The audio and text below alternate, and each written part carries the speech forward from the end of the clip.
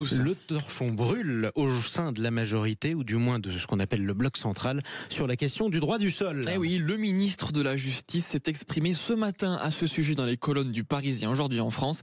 Il continue sur sa lancée et cette fois-ci, il met carrément les pieds dans le plat. Il dit « Aujourd'hui, il n'y a pas d'effort à devenir français et je pense qu'il faut un effort pour le devenir avant de poursuivre.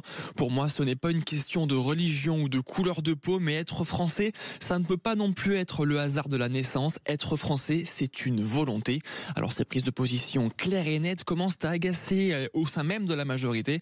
Un ancien ministre nous explique que toujours dans le Parisien aujourd'hui en France, très remonté après les propos de Gérald Darmanin, ce mode de fonctionnement où les ministres donnent des avis personnels sans alignement avec Matignon n'est plus tenable. C'est comme chez McDonald's, venez comme vous êtes, mais au bout d'un moment, ça va revenir en boomerang. Oui, sauf qu'ils en lancent plusieurs et dans des directions opposées, donc on verra comment ça retombe.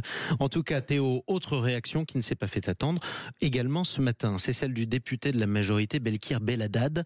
Il annonce quitter son groupe à l'Assemblée nationale dans le Figaro. C'est ça, le droit du sol constitue l'un des fondements de notre République. Le cœur du projet républicain est remis en cause.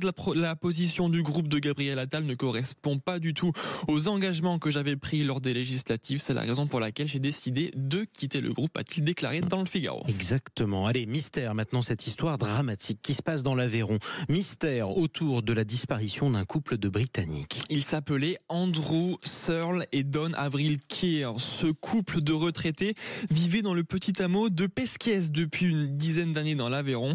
La dépêche du Midi nous apprend que la femme de 63 ans a été retrouvée sans vie devant le domicile familial. Son corps gisait au sol, nu, entouré de ses bijoux. Elle présente une plaie importante dans le crâne, nous précise Midi Libre. L'homme a quant à lui été retrouvé bâillonné et pendu à un radiateur à l'étage. C'est tout simplement sidérant. C'est ce que nous détaille toujours Midi Libre. Alors que s'est-il passé exactement? Drame familial, cambriolage qui tourne mal ou assassinat bien préparé? Alors on sait qu'Andrew avait fait carrière dans la lutte contre le blanchiment d'argent lié à des groupes criminels internationaux ou terroristes, mais pour l'heure difficile de faire le lien de cause à effet. Aucune piste n'est écartée. Oui, en tout cas, c'est épouvantable. Maintenant, parlons de sport sur Sud Radio, la radio du rugby. C'est un jour de crunch, je l'ai dit, tournoi destination.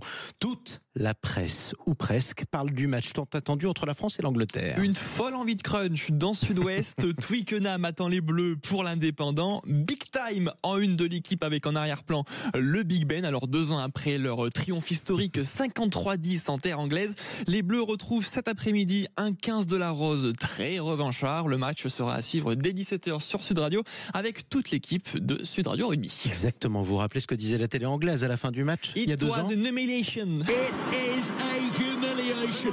Allez, on espère que ça recommence aujourd'hui, évidemment. Un match à vivre sur Sud Radio, la radio du rugby, en direct, commenté depuis Twickenham avec monsieur Daniel Herrero et monsieur François Trio. Merci beaucoup Théo Ampillard.